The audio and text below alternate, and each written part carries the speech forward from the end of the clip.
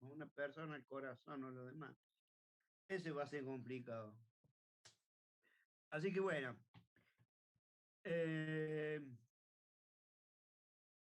Escúchenme, un pequeño aviso parroquial. No se olviden de los trabajos prácticos. Hoy voy a sumar 2 trabajos prácticos más. Venían a buen ritmo y se han caído los ritmos. Por favor, vayan, no se queden, ¿sí? Por favor.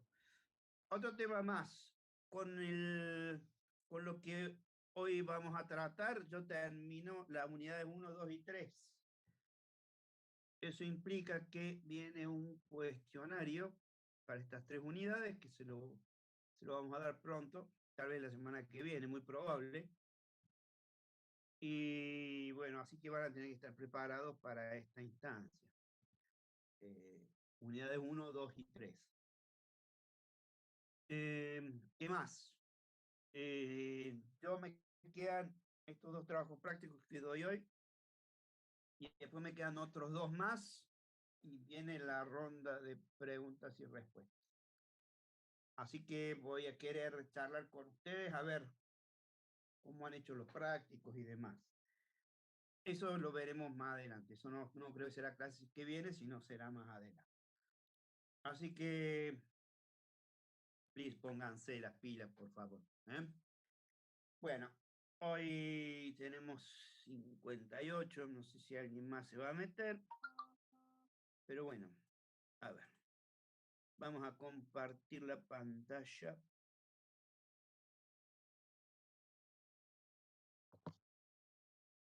Con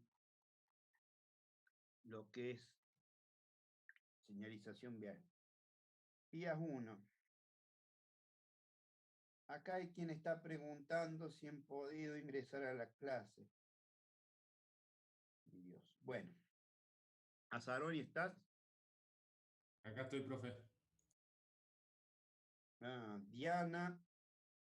Riel Echada. Y estaban en otro lado. Son los que estaban en el otro y ahora me caen los mensajes. Muy bien. Jóvenes, empezamos entonces. Vamos a ver qué apunte que preparó el ingeniero Inoz en su momento. Poco vamos a hablar de señalización vial, tema que gran parte de ustedes debería estar muy al tanto, mucho conocimiento, porque si tienen carnet de conducir, tienen que conocer la señalización vial. Bien. La señalización vial. No me deja. Diana, perdón. Diana no está.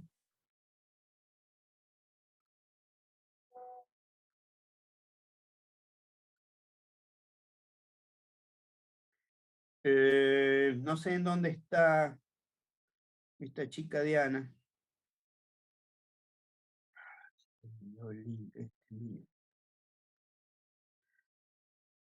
¿En qué link estará, por Dios? Espérenme un segundo, discúlpenme a ver si...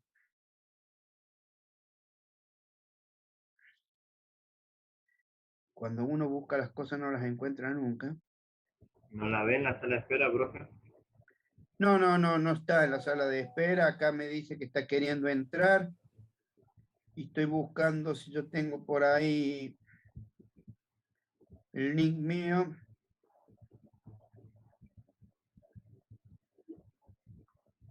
Rosales. Aquí está. Copiar.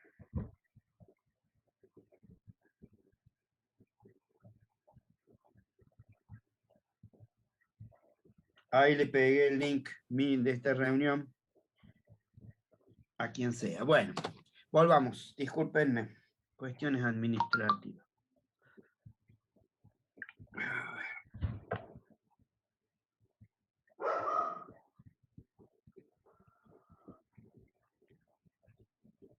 A ver. Admitir, ahí se ve que están viniendo de otro lado. Volvamos entonces. Empecemos con tema señalización vial. Dijimos que ustedes de algún modo debieran tener conocimiento de la que es la señalética vial. Y ¿qué es lo que es la señalización vial? Son dispositivos de control de tránsito que a través de estímulos visuales intentan prevenir, regular, informar y guiar a los usuarios de las carreteras.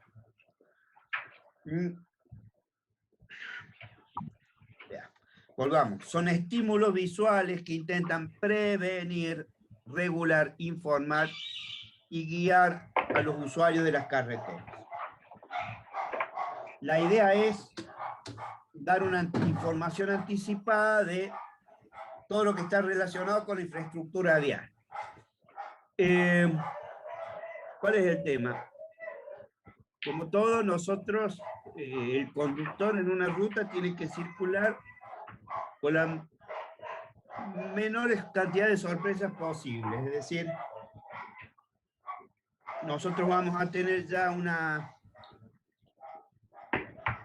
vamos a tener diferentes tipos de problemas ya por estímulos psicológicos, físicos, del tiempo y del ambiente y todo lo demás. Y bueno, nuestra ruta tiene que estar libre de cualquier tipo de sorpresa. ¿Cómo nosotros vamos a, aparte del diseño, cómo vamos a mejorar nosotros cómo vamos a mejorar nosotros la posibilidad de que los conductores no tengan sorpresas a través de la señalización vial? Vamos a tener fundamentalmente dos tipos de señalización vial. La señalización vial vertical y la señalización vial horizontal. Anteriormente, nosotros teníamos la posibilidad de adoptar diferentes tipos de sistemas. Había dos importantes sistemas, el norteamericano y el europeo.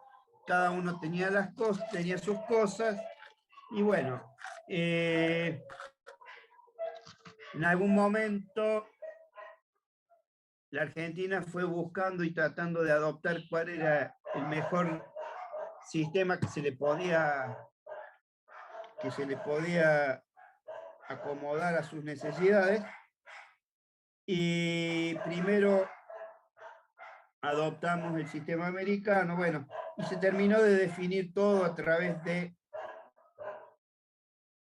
de la Ley Nacional de Tránsito, la 24449, que es la ley nacional al cual están adheridas casi todas las provincias, creo que salvo Mendoza y Córdoba, pero el resto están todos adheridos. Esas serían hoy las señales de tránsito, tanto en vertical como en horizontal, que son válidas acá en la Argentina. ¿Tema cuál es? ¿Por qué los sistemas americanos? Ustedes, las señales de tránsito, precisamente tienen que ser para evitar las sorpresas de la gente que anda, de los conductores. Entonces vamos a tener nosotros cierta cartelería en Argentina. De pronto, primero en cada una de las provincias, no es cuestión de que cada una de las provincias adopte sus propios carteles porque vamos muertos. Y lo mismo, hay que ir acomodándose para que más o menos similares señalización tengamos nosotros acá como en otras partes del mundo. Por ejemplo, cuando nos vamos a pasear a Chile, por ejemplo, vemos que casi todas las señales son similares a las nuestras. Lo mismo cuando vamos a otras zonas, a otros lugares, a otros países diferentes, parecen más lejos por ahí, ustedes van a encontrarse con que las señales son similares, ¿sí? Es decir, ustedes van a tener la posibilidad de manejar tranquilamente, con algunas diferencias, pero más o menos son las mismas. Por esa razón es que es importantísimo adoptar un sistema de señalización que sea más o menos uniforme en todo el mundo, ¿no es cierto? Profe, ¿existe algún ente global, digamos, de tránsito?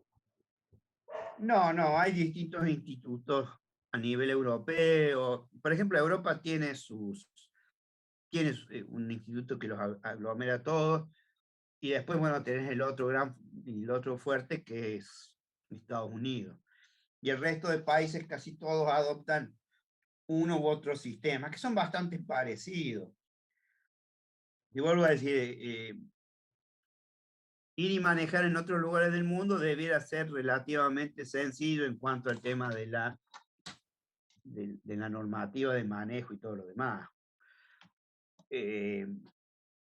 Pero hay un carnet internacional, ¿o no? Hay un carnet internacional. Ahora, cuando vos tenés el carnet internacional, ¿alguien te tomó alguna prueba para darte ese carnet internacional? Ah, no sé. Por eso pregunto. Mira, el carnet internacional, y bueno, voy a hacer una crítica, pero el carnet internacional, yo viajé y uno de los lugares, porque alquilé un motorhome y ese lugar me exigía el carnet internacional. Lo único que hice fue tramitar ante una cierta entidad que me dieran ese carnet previo pago no es muy caro, pero bueno, tuve que pagar un arancel. Nada más, no es que me venían, me preguntaron, che, ¿y vos a dónde vas a viajar? ¿Qué te pensás de esto, del otro? No, lo único que de algún modo sí me dieron como servicio que la autoridad donde yo iba me pedía, que en un país de habla inglesa, me pedía la traducción del carnet de conducir nuestro. Pero después, nada más. Por supuesto que hay una cuestión que es fundamental. Vos vas a un país y estás obligado a conocer la ley de ellos. Está bien, no, podemos llegar a ponernos a estudiar un poco, pero los otros países también ven en este tipo de cosas, como es la conducción, tampoco la pueden hacer tan difícil, porque si no, van a tener un bolonqui de aquello, es decir, continuamente van a tener problemas con la gente que va a esos lugares y cómo va a manejar. Así que todo el mundo trata de establecer un sistema más o menos similar de señalización.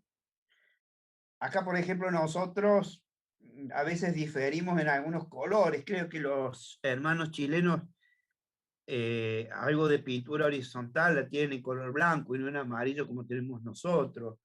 Hay alguna provincia que es también parecida. Los carteles a veces difieren en las dimensiones. Nosotros por ahí hay carteles que de acuerdo a la velocidad tienen una dimensión, hay otros lugares que directamente son todos uniformes, etcétera, etcétera, etcétera.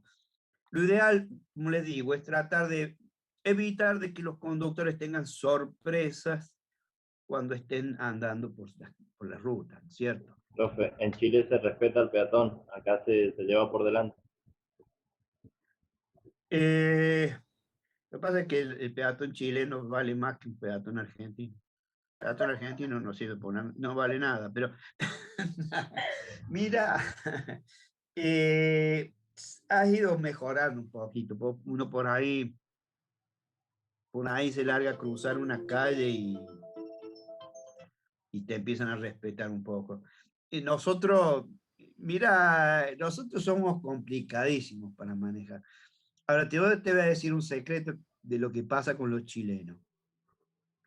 Si vos vas allá en Chile, por decir Chile, ¿no? Un país nada más, y tropezás, te agarra el carabinero de las pestañas y te pega un patadón. Los señores chilenos que están acostumbrados a eso, vienen acá a la Argentina como nadie les dice nada, hacen lo que se les canta. Entonces también, y eso lo he visto en otros lugares del mundo también, eso también pasa por los controles que se le hagan, ¿cierto? Es decir, hay quien trata de hacer respetar las leyes y nos impone penas severas a quienes no las respetan, y bueno, por eso nosotros por ahí, a veces algo de costumbre, pero muchas veces porque tenemos el látigo atrás, ¿no? Bueno, objetivo de la señalización debe contribuir a proporcionar un flujo de tránsito eficiente y seguro. Entonces, tiene que cumplir con llamar la atención, transmitir mensaje simple y claro, simple y claro. No podemos poner nosotros un texto ahí de Cortázar para que el conductor lo lea y lo disfrute y lo demás, no lo podemos poner. Si no, le quitamos la atención al conductor de la ruta para ponerse a leer el mensaje. Tiene que imponer restricciones a los usuarios, imponer restricciones, por ejemplo, de velocidades máximas, estar colocado en los lugares apropiados, obvio, proporcionar tiempo suficiente a los conductores para reaccionar. Es decir, si ustedes le ponen un cartel de pare, no puede ser que ahí nomás tengan el punto donde deben parar, sino que tiene que estar puesto de forma tal de darle la longitud necesaria para hacer la maniobra de freno. Pero los pares, profe, están puestos en las esquinas. Los pares están puestos fundamentalmente en las esquinas, exactamente. Pero tienen que mal. No está mal, pero tiene que tener una distancia de la esquina. Vos no podés ponerlo justo en la esquina. ¿Qué pasa? A veces acá en la ciudad, bueno, primer principal, vos en cada esquina debieras bajar la marcha, que sea que tengas prioridad. Aquí en Mendoza es muy típico. Como yo vengo por la derecha, tengo prioridad. Entonces, se comen 250 personas, no importa. Tienen la prioridad. Pero uno debiera, cuando llega a la esquina, bajar la velocidad para evitar tener algún conflicto, ¿no es cierto? Un choque. Y bueno, sí, los carteles, como vos decís, los ponen un poco en las esquinas, porque no tienen otra. Y aparte se supone que la velocidad a la cual se circula en las calles es baja, de modo tal que tendrían posibilidades de poder detener la marcha, ¿sí? ¿Sí? Sí. Bueno, consideraciones básicas, y acá hay algo que es interesante. El proyecto de señalamiento deberá ser razonable y apropiado. El exceso de señalización incita al conductor a hacer caso omiso de las señales y a tener menos respeto por la señalización en general. Por ejemplo, poner un disco pare donde no hace falta. Este es un tema importante cuando ustedes trabajen en la parte vial, ya sea como proyectistas o ya sea como construyendo una obra, van a tener muy probablemente en sus manos lo que es el proyecto de señalamiento. No son muchos los que se dedican a hacer señalamiento, tiene sus complicaciones. Y empieza la crisis, como dicen ahí, el exceso de señalización, te ponen un cartel de pare, te ponen un cartel de velocidad máxima, un cartel de intersección, ponen un cartel de esto, del otro. Hay 200 carteles, cuando uno llega a la esquina no le da, y uno se marea. Entonces, no es que necesariamente, acá este que dice tener menos respeto por la señalización en general, no es, o sea, no es que tenga menos respeto, sino que la gente, como todo, cuando hay algo que no está bien acomodado, bien hecho, obviamente que va a tener problemas para respetarlo. Y en el caso de las señales es muy común. Muchas veces nosotros tenemos algo que es relativamente común en una intersección, un disco pare y un disco cede el paso. Los dos al mismo tiempo. ¿Qué hacemos? ¿Cedemos el paso o paramos? Otra, en la Argentina estamos acostumbrados a no parar en el disco pare. Hay cosas que incumplimos, ¿no es cierto? Pero bueno. El proyecto de señalamiento debe ser razonable y apropiado. Hay que ajustar muy bien el lápiz para que no tengamos un bochorno. Dispositivos deberán diseñarse apropiadamente en cuanto a tamaño, forma, color, iluminación o reflexión para transmitir un mensaje simple y claro. Eso está, de algún modo, está normalizado. Cuáles son los tamaños, la forma de cada una de las cartelerías, el color, si van a tener iluminación o no, el tema de la reflexión o lo demás.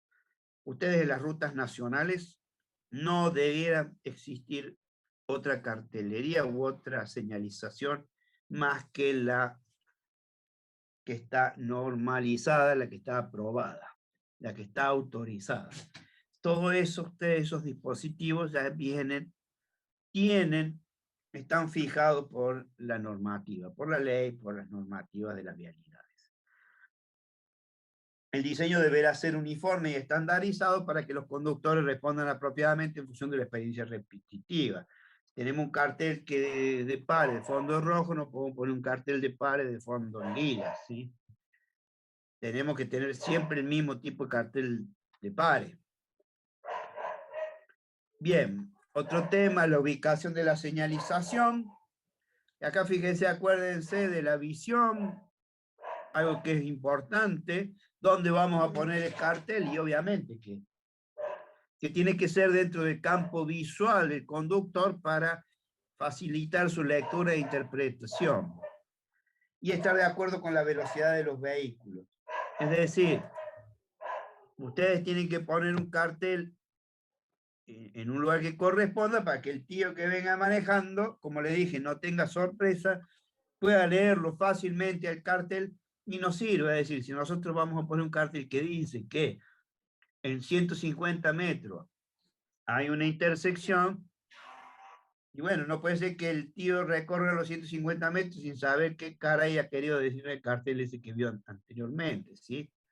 O sea, tiene que ver el conductor, ve un cartel de estos de intersección y ya sabe rápidamente qué tiene que hacer. Bueno, tenemos dos tipos de señalización. La vertical, que es toda aquella que se hace a través de carteles. Carteles que pueden estar ubicados al costado de la ruta, pueden estar puestos superiormente en la ruta, pueden ser carteles de chapa, pueden ser carteles luminosos, carteles de mensajes variables y los demás. Y la otra señalización es la horizontal, que se refiere a marcas pintadas o colocadas en el pavimento. Son por lo general las líneas de borde, las líneas de eje. Suelen haberse, bueno, el tema de los cruces peatonales también es otra marca en el pavimento. Muchas veces se ponen si viene alguna, se anticipan las curvas y demás. Hay señales para el tema de zonas de mucha niebla. Bueno, todo lo que sea pintura en el pavimento, todas esas son señalización horizontal. Es increíble, pero bueno, yo me acuerdo de era chico, van a decir usted viejo mierda, pero cuando yo era muy chico, las rutas nacionales no tenían pintura. Hoy para ustedes todos la ven como algo acostumbrado, pueden tener mejor o peor señalización, pero cómo modifica, cómo ha cambiado, cómo ha mejorado la conducción ha sido sumamente notable. Hay, por ejemplo, cuando ustedes van en una carretera de dos calzadas, cuando le viene un auto de frente de noche, que es una de las cosas que hacen, y para que no los moleste la luz, suelen, bueno, por ejemplo, en mi caso, yo lo que hago es dirigir la vista mía hacia el eje de la ruta, ¿sí? No hacia el eje, perdón, hacia el borde de la ruta. Entonces se me da una idea para seguir circulando y evitar el encandilamiento. Eso es muy bueno. Otra, ustedes van andando por la ruta, a veces más ancha, menos ancha la ruta, y lo va guiando por el lugar donde deben ir. Esas mejoras han sido notables. Profe, Bien. a la hora de diseñar un camino, una ruta, ¿se tiene en cuenta el presupuesto para pintura, para carteles y demás? ¿O esto ya es tema aparte? Mira, no, hay, primero y principal, si vos haces una ruta, si vos, no solamente nueva, si vos haces una repavimentación, mira lo que te digo, si vos haces un bacheo de una ruta, vos tenés que pensar cómo vas a acomodar la señalización. Y no me refiero a los carteles más que todo a la horizontal, porque la cartelería vertical es más fácil de acomodar, uno tiene mayores posibilidades de hacerlo desde las oficinas locales, pero la horizontal es más costosa, más complicada. Y siempre piensa cómo hacer para una vez que terminó la obra, darle o acomodar la señalización horizontal. Acá en Vialidad Nacional, en una época, se hacía la obra por un lado, y por otro lado venía una empresa contratista diferente que hacía, terminaba toda la pintura. Esa es una metodología. En otras obras la hemos incluido dentro del mismo contrato, ¿sí? Pero siempre pensando que tiene que estar la señalización horizontal. Y si no podemos poner la señalización definitiva, porque a lo mejor por una cosa u otra, habrá que hacer una señalización provisoria. En vez de pintar en caliente, pintamos en frío, lo que sea, pero siempre hay que tratar de tener una señalización horizontal. ¿Eh? Bien. Profe, ¿le puedo hacer una pregunta? Sí, ¿por qué no? Hay veces que las señalizaciones pueden llegar a causar accidentes, o sea, lo que pensaba era, no sé si ha visto, hay como una camarita que toma la velocidad en el corredor del oeste. Y Sí. siempre que paso veo que vienen los vehículos muy rápido y en esa camarita frenan, a veces bajan la velocidad de golpe y tienen que andar esquivándose a veces los autos, entonces no es mucho más problemático quizá eso. Primero y principal, esa camarita, ese es te da una idea de la velocidad que vos tenés, ¿no? No es punible, no es punitiva. Lo que vos decís, totalmente de acuerdo, o sea, creo que sí, puede, o sea, en ese caso, esa camarita puede producir accidentes, por supuesto. Sí, pero profe, o sea, no está mal la camarita, sino está mal que vayan en exceso de velocidad. Mira, ese lugar, ahí donde está, que es cerca ahí del ingreso al Campo Papa, Sí. se llevaron puesto un montón de gente, ¿sí? Porque uno viene desde, llamémosle así, desde Palmares, y llega a esa rotonda, que al margen que a mí no me guste mucho, pero viene a mucha velocidad. Y bueno, de alguna forma hay que tratar de que la gente frene, Claro, ¿no? sí. Pero De digo, no alguna está forma. mal que esté la cámara. Debería ir más despacio la gente. Correcto. Deberíamos respetar las velocidades, pero como te digo, uno viene muy jugado, ¿sí? No sé si debe tener 60 kilómetros de máxima. En 60 kilómetros de máxima estaríamos bien, pero bueno, a veces venimos 120, 140. Es algo difícil. Y en sí, en general, las señales pueden causar accidentes. Por eso hay que tener mucho cuidado cómo las ponemos, ¿sí? A veces las señales causan accidentes. Igual que veíamos que los semáforos a veces un lastre para la circulación y a veces las señales también causan muchos inconvenientes. Tenemos, por ejemplo, señales verticales, localización. ¿Dónde vamos a colocar las señales verticales? Bueno, lo más común es que las coloquemos al costado en la banquina. Y si no, también tenemos la posibilidad de colocarlas superiormente. Tiene que haber una distancia desde el borde de calzada hasta las señales. ¿Cuál debiera ser la distancia mínima? ¿Alguien sabe? El que entra en el ángulo de visión del conductor. Y se supone que por eso va a haber una distancia en función de la visión del conductor como lo vimos en las primeras unidades. Pero, ¿qué distancia debiera tener del borde del pavimento hasta el cartel? Por otra cuestión que hace la circulación. ¿Cuál es la distancia mínima? ¿No? ¿Cuánto? 1 metro. No. Más. 1,20 m. ¿El ancho de un vehículo? 250 no era por el ancho del 280. vehículo. No. Como mínimo debiera tener 1,80 m. ¿Por qué razón?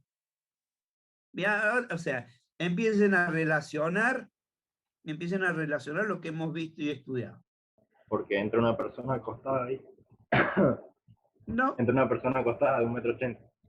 ¿Qué pasa cuando uno va circulando por la ruta y ve un obstáculo a menos de 1,80 m en la banquina? ¿qué hace el conductor? Se abre. Esquiva. ¿Eh?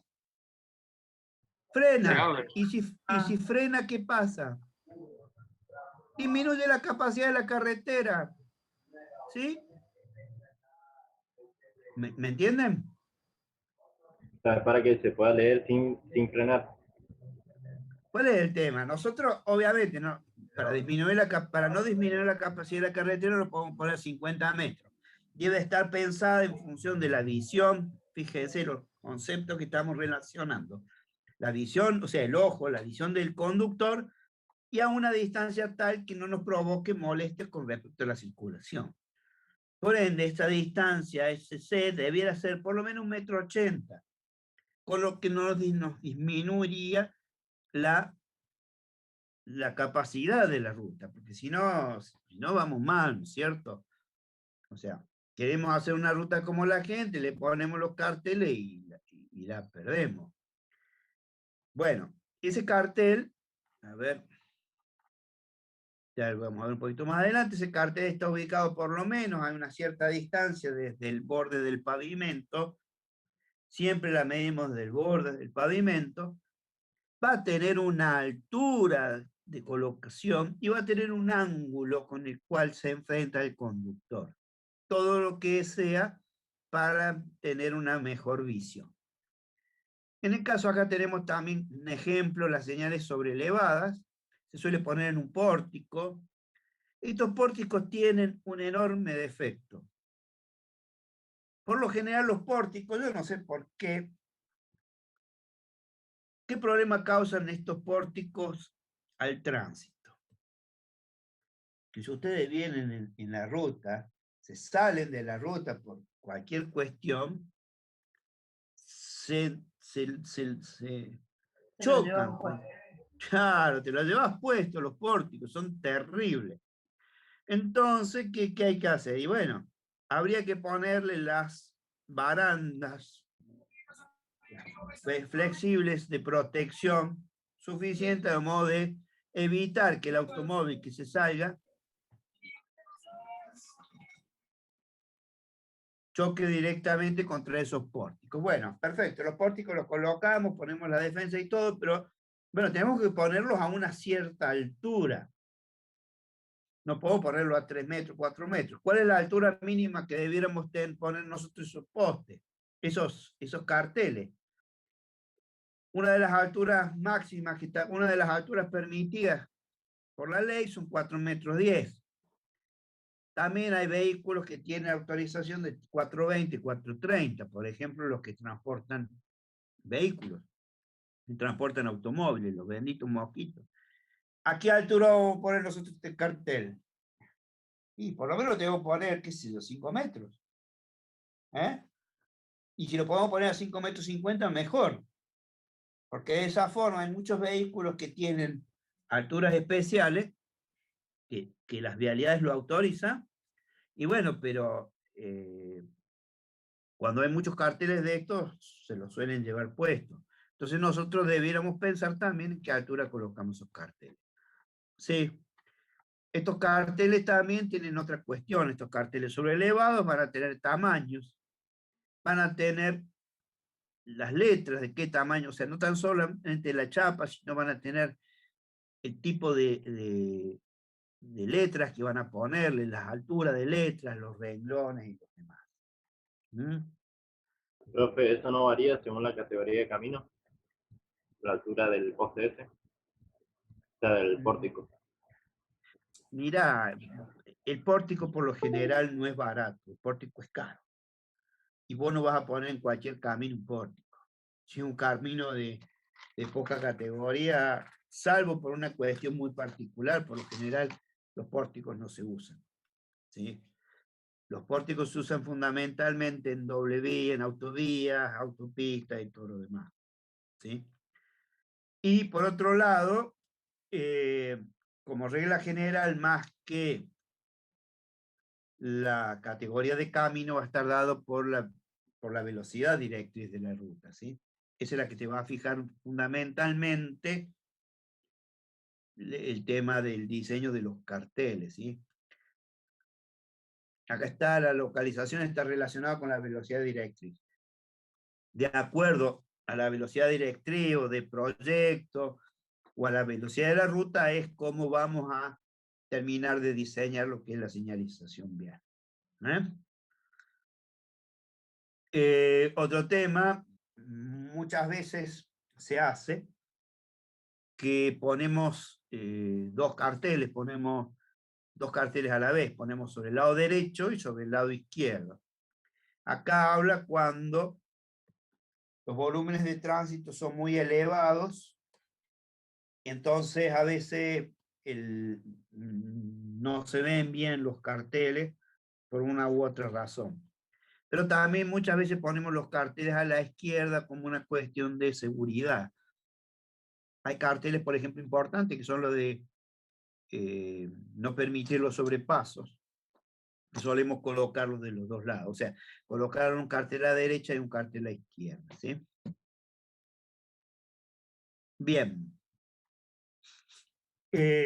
Bueno, antes decíamos también la ubicación de la señal debe ser tal de que se cumpla el bendito proceso y otra cosa más que estudiamos en su momento, percepción de la señal, lectura y comprensión, reacción y frenado.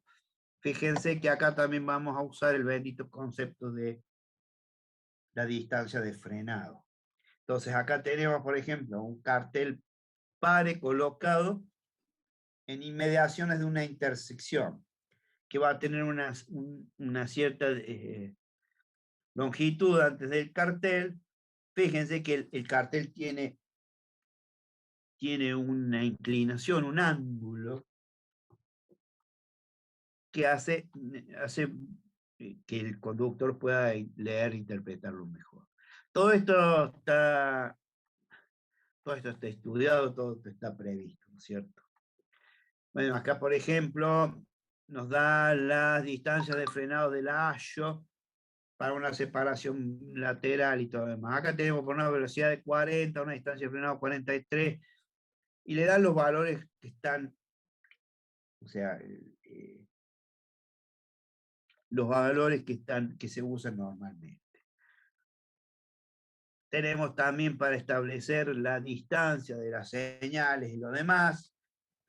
Otra cosa que debiéramos considerar para que la señal sea percibida de forma clara y que se lea y sea vista bien, ¿no es cierto? El tema de acá dice que la altura de los signos está en función de los signos caracteres. Bueno, la vialidad nacional, por ejemplo, tiene los tipos que se deben usar de acuerdo a las dimensiones de los distintos carteles. O sea, ustedes tienen que poner un cartel que diga la información de algo y ya te dice qué tipo, supongamos el Times New Roman, no sé cuáles son, pero y cuál es la altura que tienen que tener, cuál es la separación entre cada uno de los signos y los demás. Todo eso está fijado. Acá dice que existen tablas de DNB para fijar las alturas de dichos signos. Está todo normalizado. Hay una cuestión que es muy importante que yo aprendí cuando iba a la facultad, que me jodían bastante. No podemos tener más de 3 renglones por cartel. Nunca 4 renglones. ¿Por qué? Cualquier conductor lee bien 3 renglones, ya el cuarto le cuesta. Convengamos que el conductor obviamente va a una distancia que es la normal y reglamentaria, los 110 kilómetros por hora, 80 kilómetros por hora. Si va a 20, vale 20, 30, 40 renglones, pero estamos hablando de 80, 110 kilómetros por hora. Miren, acá hay una tablita de altura de signos y todo lo demás. O sea, todo lo que es tipos de señal, o sea, los tipos, las letras, el tamaño de esa señal y todo lo demás está normalizado y es fundamentalmente por la velocidad directriz o la velocidad de proyecto o la velocidad de circulación de la ruta.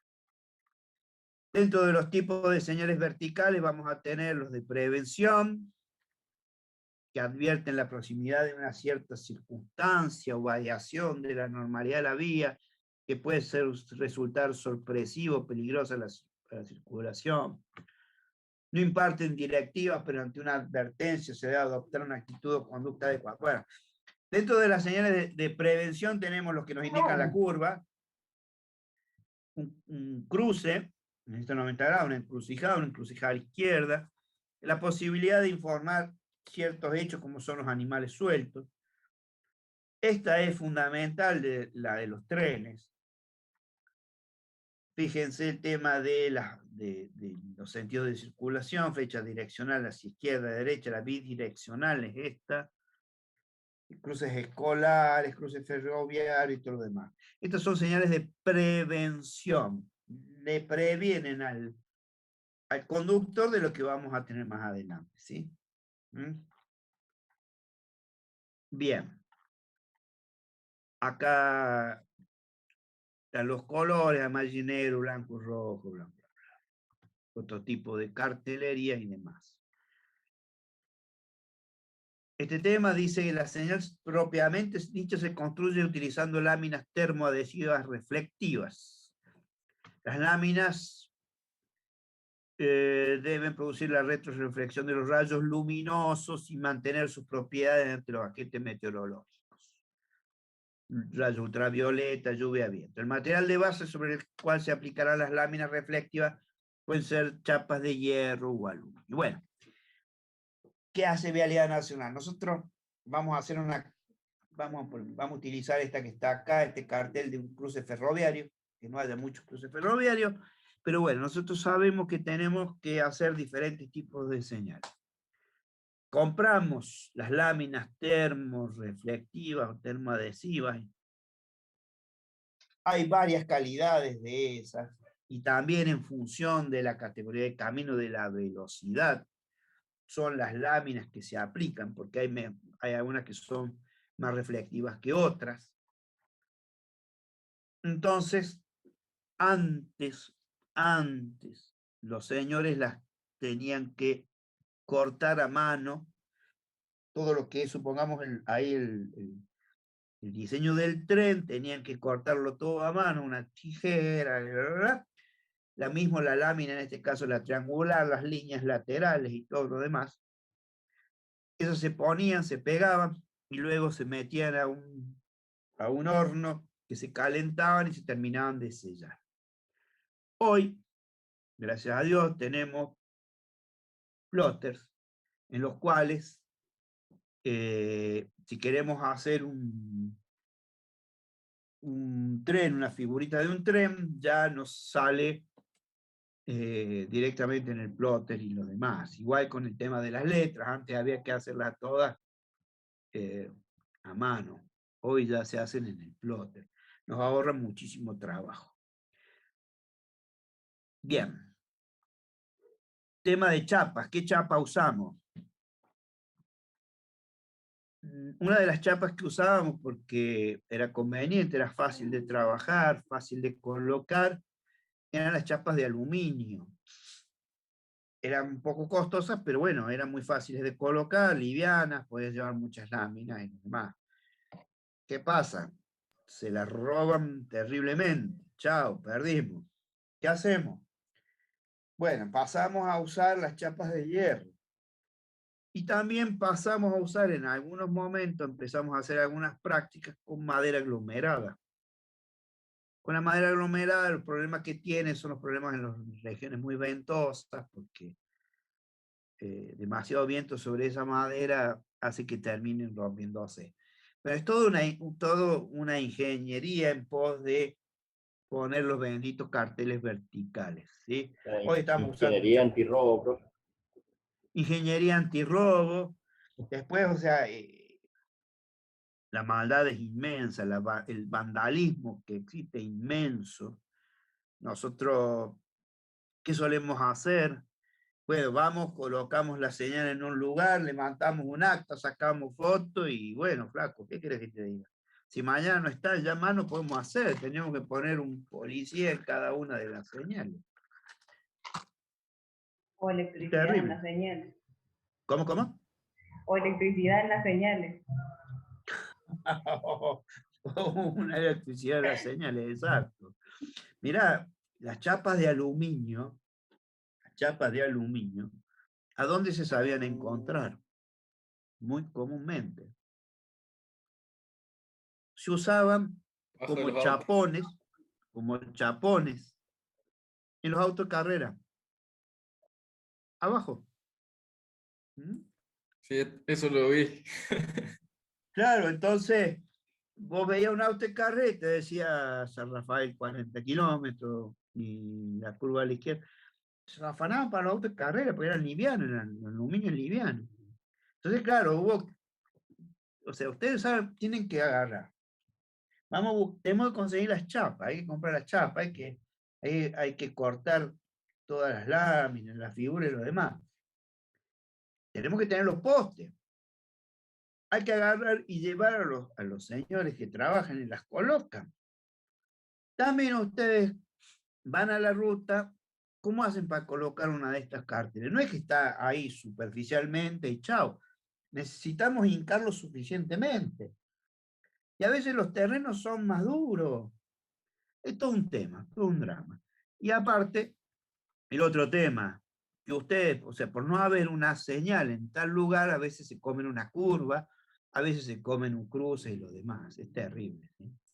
Profe, disculpe, me hago una consulta. Con respecto a la cartelería y a todas las señales viales, ¿cada Sí. provincia se tiene que hacer cargo de sus propios carteles o eso lo mandan de Vialidad Nacional de Buenos Aires o cómo es el manejo de los carteles y eso?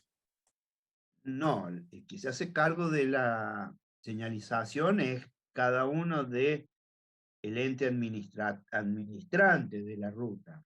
En el caso de las rutas nacionales que son administradas por Vialidad Nacional provee las señales esas.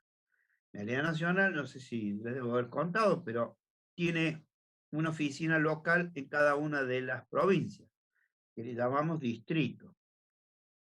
Y ese es el distrito que a través de su gente, tiene todos los elementos para proveer las señales que se necesitan en las diferentes rutas nacionales de la provincia de Mendoza.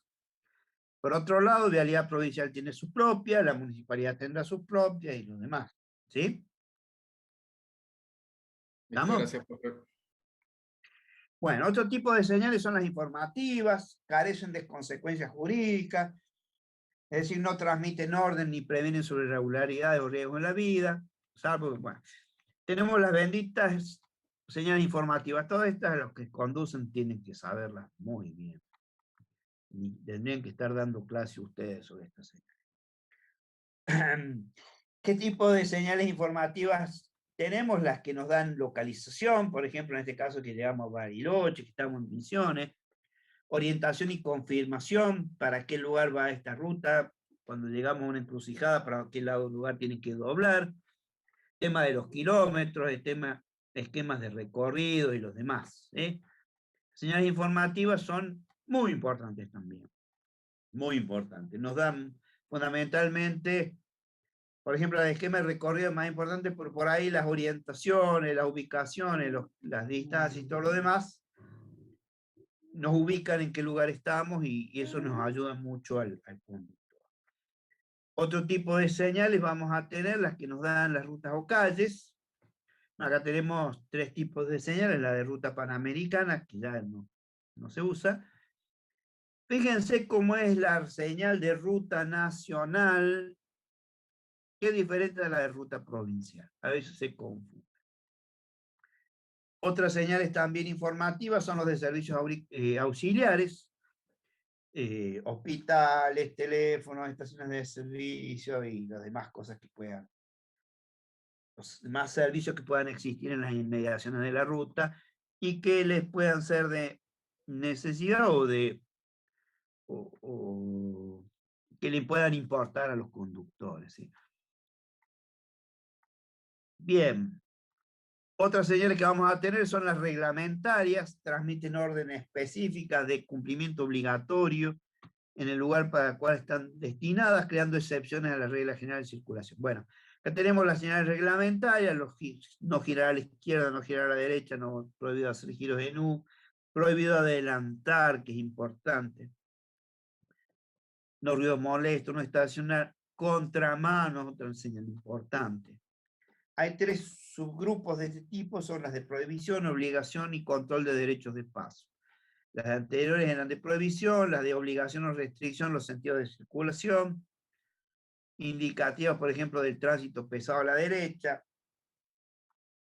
Estas son un poco también informativas, es decir, si bien tienen restricciones como es la limitación de peso, pero por ejemplo la limitación de altura es muy importante en cuanto a la información, igual que el límite de ancho. Bueno, tenemos las señales de velocidad mínima, que es importante para las autovías y autopistas y lo demás. Y después tenemos las otras que son derechos de paso, por ejemplo el pare y el bendito sea del paso. Fíjense el pare, que es la obligación de detenerse totalmente y reiniciar recién la marcha una vez asegurada la posibilidad de realizar la maniobra sin riesgo. ¿Cuántos de acá la cumplen? Señal C del paso establece la obligación de ceder el paso a los vehículos que circulan por la vía que se accede interno. Esos son otro tipo de señales más que tenemos nosotros. Y después también están las señales de educación vial. Estas señales son más que todo para transmitir normas de convivencia, conducción y uso. Destruir señales de delito, no adelantarse en las curvas. Nos están dando, digamos, nos están enseñando. No se adelante sin tocar bocina. Esta es más que norma de convivencia, es una informativa porque es para un caso muy particular. Transite dentro de su carril, no adelantarse en curvas y puentes. Profe, esa no las he visto nunca. No adelante sin tocar bocina. Esa es No, para algún cualquiera de caso. estas señales no he visto. Yo igual No Sí, anda- la me primera manejo en sí. micro, de todas formas. destruir Ah, señales de pero- delito, sí. pero Evite no las he encandilar, las he visto. Sí, al no adelantarse en las curvas. De esta no te voy a decir que esté lleno, pero hay. Ahí la compañera dijo que ha visto. Esa destruir señales de delito, sí. Y hay otra, que acá no está, que es la que dice que tienen que cumplir con las luces bajas. Luces bajas obligatorias. También es una informativa. Pero hay unas cuantas de estas más todavía. Fíjense, joven, cuando manejen la ruta. Bueno. No, yo voy en micro, por eso tal vez no las he visto, pero no son muy comunes tampoco, creo yo. Si andas en la ruta sí la vas a ver, sí. Y dentro de los proyectos de señalamiento se incluyen normalmente este tipo de señales. Son importantes. El tema de destruir señales es delito, ese sí. No adelantarse en las curvas, yo la he visto mucho. El tercero, no adelantarse sin tocar bocinas, se suele dar para ciertos determinados lugares muy particulares, ¿no? Pero después la evita encandilar, es otra señal que también le he visto que se usa. Profe, Señor. tengo una consulta. Acá no tiene, ¿cómo se dice? No tiene sentido que, porque usted había dicho más temprano que las señales no podían tener más de 3 renglones en el cartel. ¿No Sí. aplica para esta? Sí, aplica para estas también. Debiera aplicar para estas también.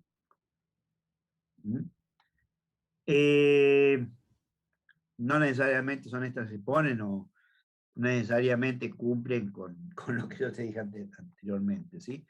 Pero no debieran tener más de 3 renglones. Tu comentario es correcto y lo estaba esperando. Es así. Si vos le pones más de 3 renglones, es un problema, ¿sí? Bueno, todas esas son señales que tenemos de algún modo en forma permanente en la ruta. Y después tenemos las benditas señales transitorias, que se dan exclusivamente en los lugares donde hay construcción, mantenimiento de la vía, donde tenemos algún tipo de inconveniente en la ruta y que no vayan a quedar definitivamente esas señales, sino que son solamente para estos momentos, evitando riesgo de accidentes, demoras y lo demás. Tiene una característica esas señales transitorias. El fondo de todas esas señales es de color naranja. Entonces, Estas son para la zona de obra fundamentalmente. Hay todo un tipo de proyectos que ustedes tienen que hacer a los efectos de cumplir con las señales de prevención en las zonas donde estén haciendo trabajos. Cuando se van a hacer las obras, uno le exige a la empresa que le presenten un proyecto de cómo va a ser la señalización en los lugares de trabajo. La maquinita y el equipo pesado de la vía, por ejemplo, que ven acá, parece una estupidez, no es tan estúpida, es muy importante. Bueno, todas estas son importantes. Ustedes fíjense, acá también se usa la parte de la cartelería, que a veces la cartelería se puede poner o no en el piso, o sea, tipo carteles como los anteriores, se puede poner a veces en bastidores que son removibles y demás. Se usan también vallas, conos de distintos tamaños, tambores, hay una historia de los tambores aquí en Mendoza, delineadores, se suelen poner a veces, se suelen pintar marcas horizontales, que son transitorias en fías, dispositivos luminosos, barandas, canalizadores de tránsito y demás. Aquí en Mendoza, por ejemplo, no se pueden usar tambores metálicos. Los tambores que se pueden usar son solamente los plásticos. ¿Ustedes saben por qué? Estaba haciendo la tercera trocha acá en el acceso sur. Y un día el hijo de un legislador venía con unos champús de más y se comió unos tambores metálicos que se usaban en ese momento y se le dañó el auto al legislador. Profe, Y sí, esos tambores son los tachos de 200 litros, ¿no? antes se usaban los tachos, te vuelvo a decir, antes se usaban los tachos de 200 litros, era algo muy, muy común. Escúchame, tenés tachos de 200 litros, son más baratos que otras cosas, pero se prohibieron usar aquí en Mendoza, porque como te digo, el hijo de un legislador se llevó puesto unos cuantos de estos, se le dañó el auto al legislador, entonces, ¿cómo puede ser un riesgo esos tachos metálicos, según ese legislador? Y lo peor que todos los otros legisladores lo aprobaron, bochornoso. Entonces, porque... El riesgo del hijo del legislador, no los tachos. Pero bueno. Del auto. Exactamente. Así que en Mendoza están prohibidos los tambores metálicos. Y a veces pasa que ustedes van a una obra y anda algún señor fijándose si los tambores que están puestos son metálicos o plásticos. No, son de terror. Otro tema, dispositivos luminosos. En una época usábamos el bendito tachito lleno de trapo con gasoil. Ambientalmente eso ya no se puede usar más. Se usan dispositivos luminosos que por lo general tienen su otro tema. Todas estas cosas que ustedes tienen acá, hay que cuidarlas del vandalismo y de los robos. No deja de ser menor el tema. Por ejemplo, antes, como ustedes decían, los tambores esos de 200 litros. ¿Qué había que hacerle al tambor de 200 litros para que no se lo afanen? Y había que perforarlo. Muchas veces se usan los dispositivos luminosos, ustedes han visto, como un balde. Es un balde rojo que le pone una lámpara. Bueno, hay que romperlo, hay que perforarles el fondo, todo lo demás para que no se lo roben. Por Dios. Bueno, las barandas canalizadoras de tránsito son, por lo general, tipo New Jersey, de plástico, removibles, y se acomodan de modo tal de poder ubicarlas en diferentes posiciones. Bueno, otro tipo de señales que tenemos son indicadores verticales, indicadores de peligro. Este es muy común, esta flecha grande que le llaman, se me acaba de ir, chevrones. Esto se suele poner en las curvas. También solemos poner estas otras señales en las alcantarillas, las cabezas de alcantarilla y lo demás. Hay alineadores, acá le llaman fantasma, hay distintos modelos de alineadores. Estos alineadores tienen que ser por lo general rebatibles, no pueden ser fijos. Es decir, si uno los pasa por encima se tienen que doblar. Hay diferentes modelos de estos, o por lo menos se tienen que romper de modo tal de no causar problemas al tránsito. Hay delineadores de contorno, indicadores kilométricos, los famosos mojones kilométricos. Los mojones kilométricos son muy importantes porque nos dan el kilometraje de la ruta. ¿Qué nos están dando? ¿Qué valor nos están dando? Hay dos valores que usamos en las rutas. Valor que son las progresivas y un valor que es la distancia al origen. Las progresivas de las rutas suelen ser fijas, deben ser fijas. Y suelen marcarse, se muestran a través de un mojón kilométrico. Ahora se usa tipo banderita, que es un cartel metálico con un poste de madera a mitad de poste, no muy alto. Pero antes se usaban esto, eran de hormigón. Pero se prohibieron. Entonces, no podemos usar más esto, sino tenemos que usar los de chapa y poste. Sin embargo, tenemos pretiles, hay pretiles que están al costado de la ruta, conteniendo el tránsito, que tienen una característica peor tal vez que los mojones kilométricos. Es todo un tema. Y chicos, los mojones kilométricos son terriblemente importantes para el que trabaja en la ruta, porque ustedes se ubican en el lugar donde están. Entonces, es muy común que le digan, che, en el kilómetro tal, ¿qué es lo que tenés? Entonces, ustedes van viendo en el kilómetro tal, se van ubicando y van viendo, tal vez por ahí hay un bache, por ahí hay una situación o hay una característica de la ruta, que gracias a tener los valores de las progresivas y lo demás, uno se puede ubicar y poder hablar convenientemente. Bueno, después, bueno, hay señales verticales de diferentes tipos. Acá después tenemos las benditas señales verticales dinámicas. Estas debieran responder a un proyecto por lo general amplio en el cual podamos usar de una cierta tecnología de inteligencia o lo demás. Centralizar el uso y lo demás. También se usan. Por supuesto que estas son más bien para carreteras muy importantes, ¿no es cierto? No para cualquier callecita de miércoles, ruta de miércoles en medio del campo. Bueno, eso sería un poco rápidamente lo que es señalización vertical. Profe, esto es más cerca de la terminal, ¿no? O sea, cerca del cruce del ahí puente por arriba.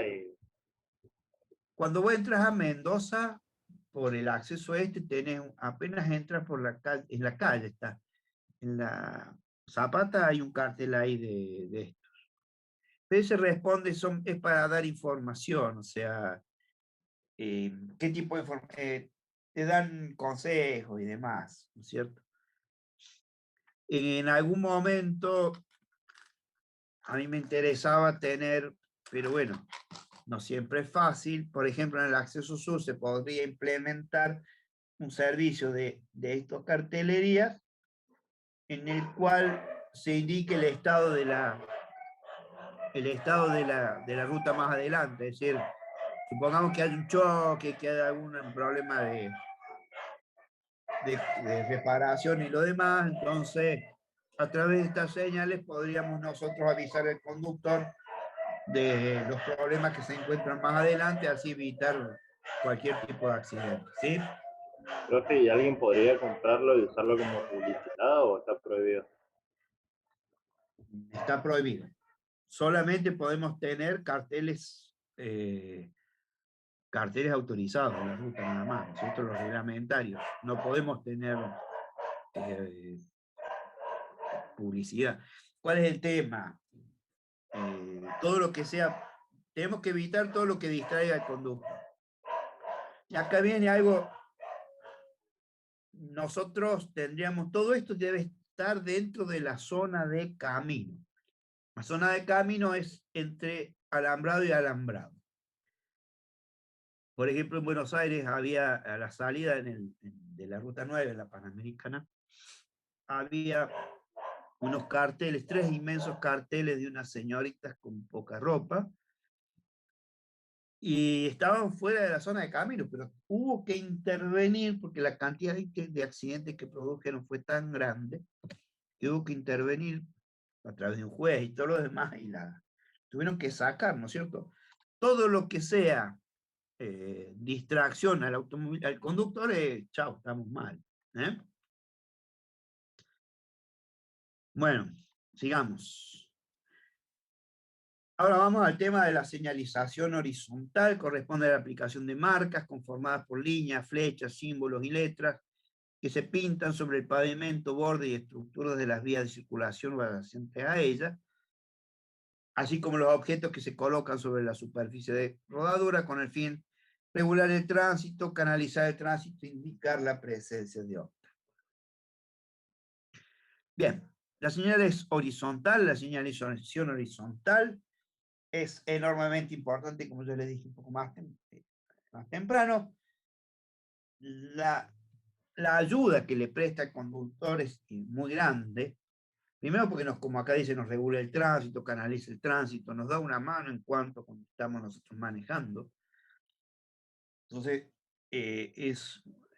también indica, por ejemplo, zonas donde no se pueden hacer sobrepasos, zonas donde no podemos salir de la ruta y todo lo demás, ¿no es cierto?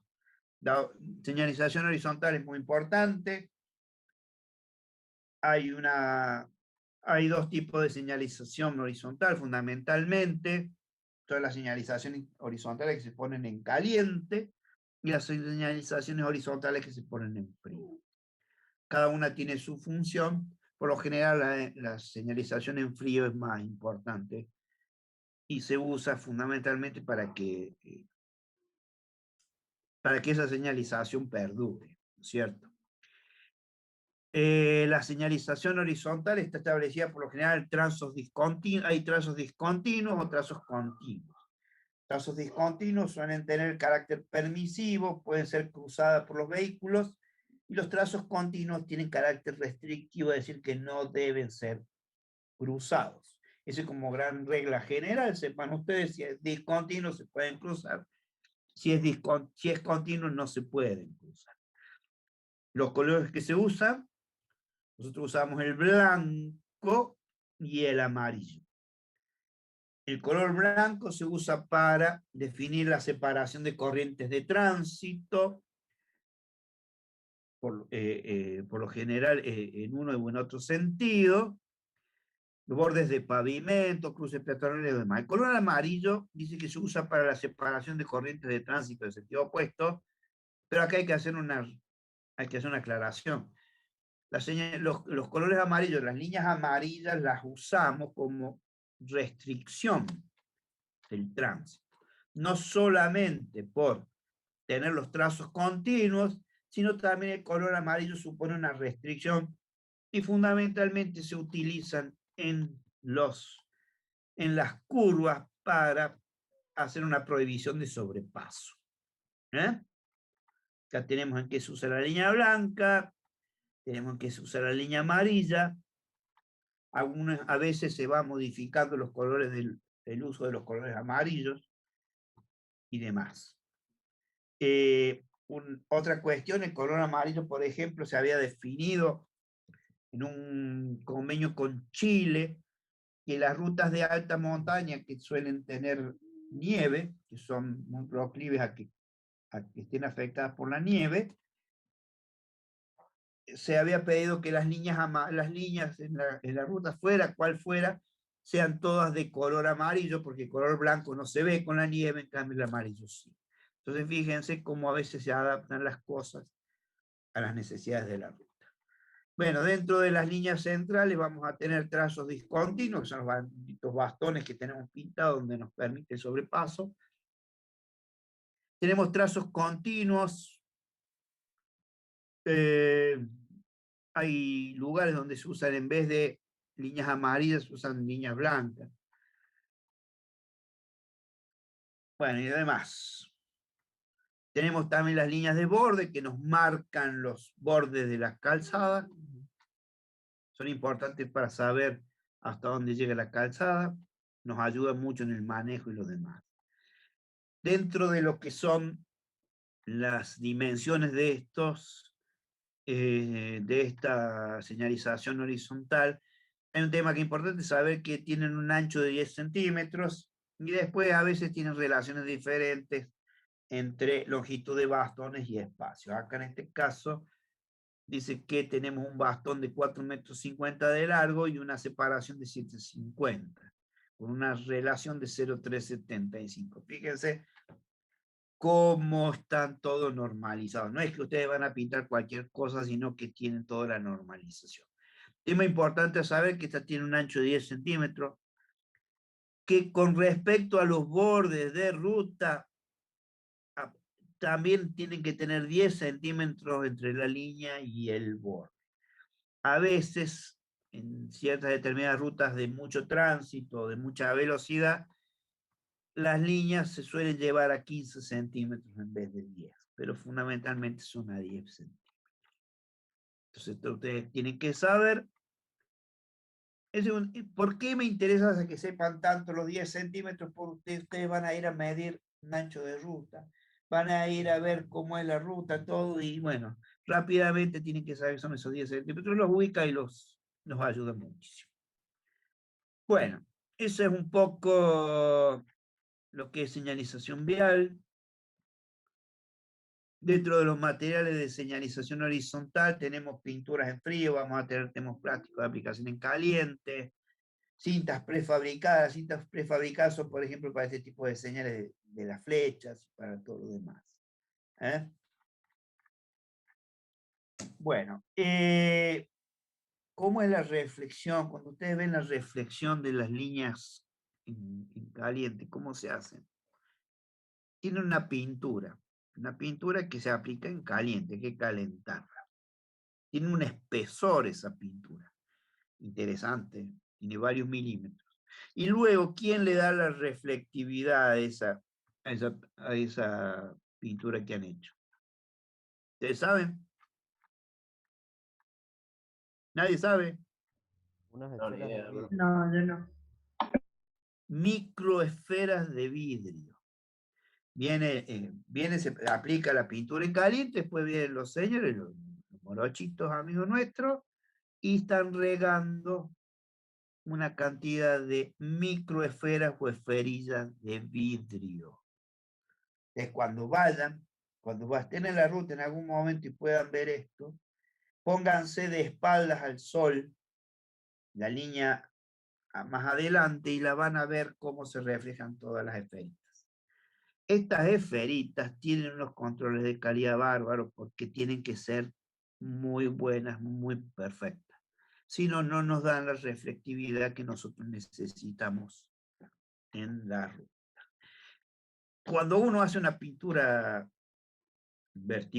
horizontal, perdón, nosotros tenemos controles de vialidad nacional y las vialidades provinciales tienen controles de calidad en el cual vienen con un equipo y miden la retroreflectancia. Y también algo similar para las señales verticales. Es decir, se les hace un control de cómo está la retroreflectancia en esos lugares, como les digo, tanto para pintura horizontal como para hacer carteles verticales. Estamos. Ahí vemos algunos equipos de aplicación. Bueno, es todo un tema, la señalización vertical y horizontal. Hasta el apunte está este apunte ahí en el campus. Léanlo. Me interesa fundamentalmente los conceptos más importantes, que son la necesidad de la señalización, las distintas posibilidades de colocación y los usos que se le da. ¿Estamos? Acá hay un concepto, no sé por qué está el concepto en este lugar, el concepto de zona despejada. ¿Ustedes han visto zona despejada ya? No Creería que que yo lo han sepa. visto. ¿Cómo? No que yo recuerde. No sé el resto. Acá, bueno, yo creía que ya lo debieron haber visto, pero hay un tema muy importante hoy en el proyecto de hoy, de estos últimos tiempos, en los cuales se busca que aquellos conductores que sufren algún problema en en su manejo, ¿no es cierto? Ya sea por un problema mecánico, lo demás, o porque tengan algún problema ellos, y se salgan de la ruta, se puedan salir sin ningún tipo de inconveniente. Es decir, no haya obstáculos que le provoquen accidentes.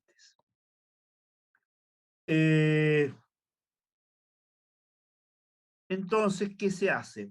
Nosotros debiéramos tener una zona despejada, que sería como una zona desobstruida, relativamente plana, existente, más allá del borde de cansada, para la recuperación de los vehículos errantes. Es decir, usted, el conductor que se sale de la ruta, debiera salirse a un lugar donde pudiese él dominar el vehículo y recuperarlo, es decir, evitar perderlo. Esa es la zona despejada. La mayoría de los accidentes, por una cuestión estadística, dice que se producen hasta los 9 metros desde el borde de la calzada. Insisto, es una cuestión estadística. No es que no haya accidente más allá, pero deben tener por lo menos 9 metros de zona despejada, por lo menos, por lo menos. Y después tenemos otras cuestiones. A veces uno de los problemas que tenemos nosotros en Argentina muy común son las alcantarillas. Nosotros tenemos alcantarillas que no necesariamente respetan el tema de este concepto de zona despejada. Bueno, ya lo van a ver, seguramente el ingeniero Espinosa les va a hablar sobre zonas despejadas, pero es un concepto muy importante que tenemos que tener en cuanto al proyecto en la época esta actual. No podemos tener árboles cerca, no podemos tener ningún otro tipo de cosas que hagan que atenten contra el que maneja. Bueno, todo esto ha sido señalización, tratado de hacérselo relativamente rápido y fácil para que entiendan, para que podamos tener idea de lo que es la señalización. ¿Alguna pregunta, comentario y demás? No, De mi parte no, bro. Bueno, se ve que he sido demasiado buen profesor. Espectacular. Bueno, mire, Profe, jóvenes, ¿eh? profe, yo ¿Sí? quería comentarle algo que hablamos la otra vez, unas clases atrás, sobre los reductores de velocidad sobre ruta. Sí, sí. Acá, sobre la ruta 60, están haciendo unos reductores de velocidad que serían como lomas de burro bien largas, o sea, no son las lomas de burro chiquitas. Sí, Y, y no sé si eso se puede hacer sobre la ruta. la ruta 60 es una ruta provincial. Habría que ver qué dice la normativa provincial. Yo creo que sí tienen posibilidades de hacerlo. Ah, El, bien. el tema pasa por otro lado. Al margen de la posibilidad legal que tengan o no de hacerlo, pasa por la seguridad. Hay que ver si esos lomos de burro son, aunque sean muy largos, aunque sean largos, son buenos para la seguridad del tránsito. Después, si esos lomos de burro, si esas elevaciones no se señalizan suficientemente o convenientemente, fíjense lo que hemos visto hoy, si no se señalizan convenientemente, por más que la ley les dé el ok, pueden tener problemas, ¿sí? Claro. ¿Eh? Sí, que lo han hecho porque hace poco hubo un accidente que falleció un chico y el otro quedó paralítico y después, bueno, después como 6 meses antes también pasó lo mismo, hubo un accidente que falleció un chico. Sí, sí, Así sí. que lo han puesto justamente por seguridad más que nada. Che, ¿y por qué hay accidentes en ese lugar?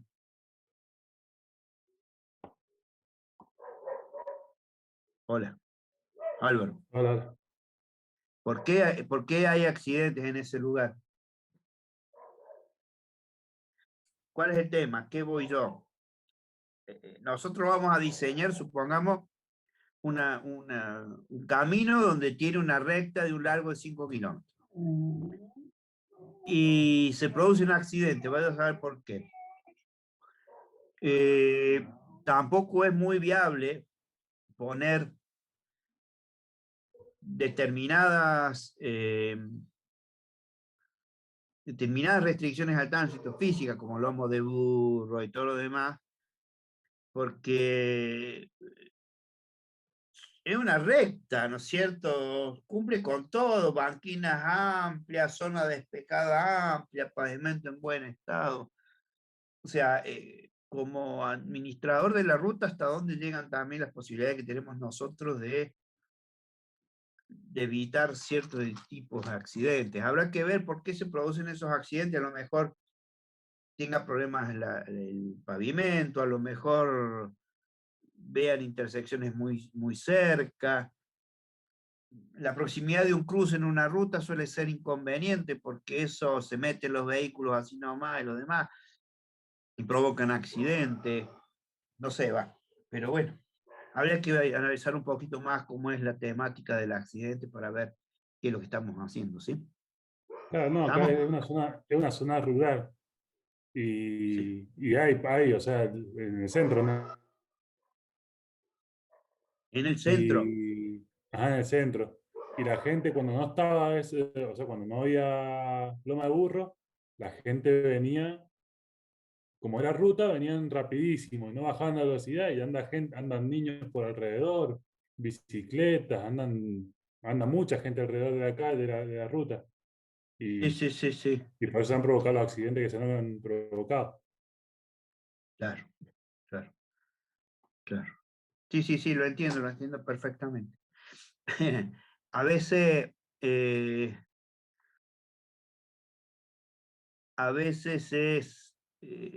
uno dice, tendría que tener la ruta en mejores condiciones. A veces es preferible tener la ruta hecha miércoles porque cuando seguro que la repavimenta causa un montón de accidentes. Pero bueno, jóvenes, ¿qué más tenemos? ¿Alguna otra consulta, alguna otra duda? Yo, ingeniero, sobre el trabajo práctico 3B, en el tema de 3B. de semaforización. Sí. El problema es, con respecto a los datos, por ejemplo, nosotros somos el grupo 8, en el tránsito norte, que viene de norte a sur, sale la cifra 286. Sí. Y después, los datos de el que gira a la derecha, el que gira a la izquierda y el que sigue en el carril, la suma no da ese 286 y pasa con todos. No te tiene que dar 286 la suma. Vos vas a tener un tránsito pasante y un tránsito que gira para cada lugar.